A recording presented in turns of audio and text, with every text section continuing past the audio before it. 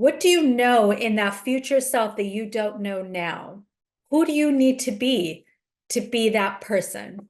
What do you need to learn in order to be that millionaire?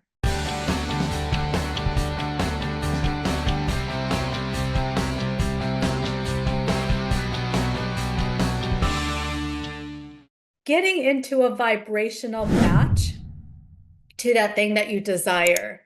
And the law of vibration really precedes the law of attraction because you will attract whatever you're vibrating at. You don't attract what you want, you attract who you are. You attract where your frequency is. So what does that mean and how do you actually do it? I'll tell you, I have clients where, we start with a vision. No matter where we're at, you've got to start with a vision. And then when I have them really step into that vision, live in their imagination, I'll ask them certain questions. And those questions help them to kind of tune in to the vibration of that thing that they desire. And so in that tuning in, it's almost like the radio station, right? Some of us our age know what that is. Some of the younger folks don't. But think about a cell phone.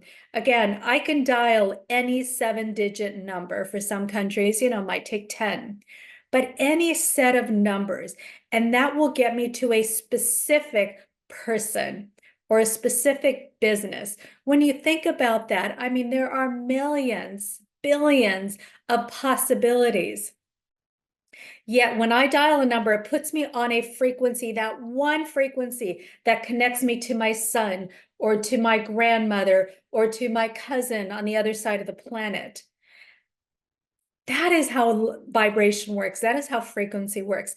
There is a specific frequency where your dream is located, where your goal is located, where your vision is housed. And what we need to do is get really good at fine-tuning those numbers so that we can hone in on what's required to get our dream, to bring it into our life.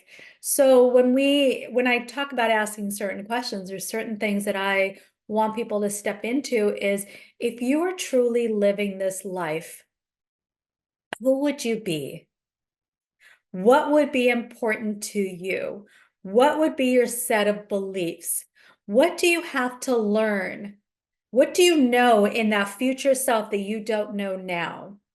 And what's interesting to me, and what I want to bring to your attention, because I get this sometimes with my new clients who, are just kind of getting their feet wet in working with me, is I'll hear more of the same.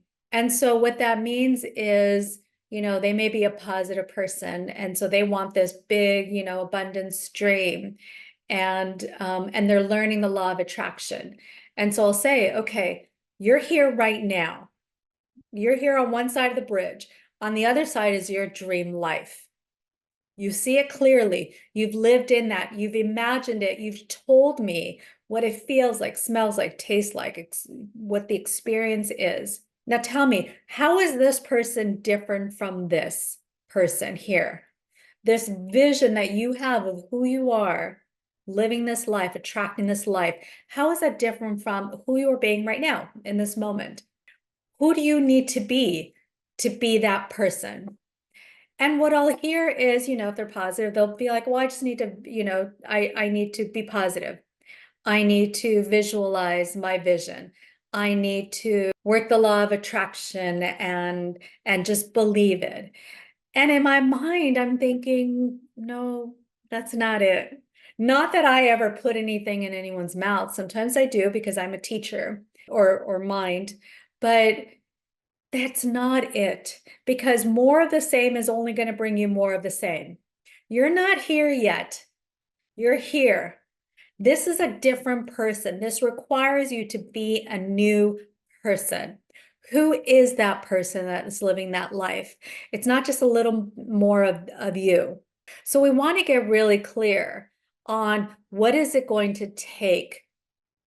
What is it going to take? So another example is, let's say you want to be a millionaire, and right now you're making 50,000 a year. And I ask you, okay, what do you need to learn in order to be that millionaire? And again, they'll say, well, I need to learn how to attract. I need to learn an abundance mindset. I need to learn prosperity mindset. And I said, yes, that's great. I don't dismiss them, but I'm like, yeah, that's well and dandy. But there are skills a millionaire has that you don't. Otherwise, you'd be a millionaire. So there are certain skills, and it could be, how do you save? How do you invest? Learning about money management, learning what's required to be wealthy, learning that abundance mindset. It means being frugal because you are holding off on current luxuries in order for future reward. It may mean patience. This person here is patient. This person here is a master money manager. This person here, knows how to start businesses. They're not just good at their job. A job will never get you to that level. They know how to invest.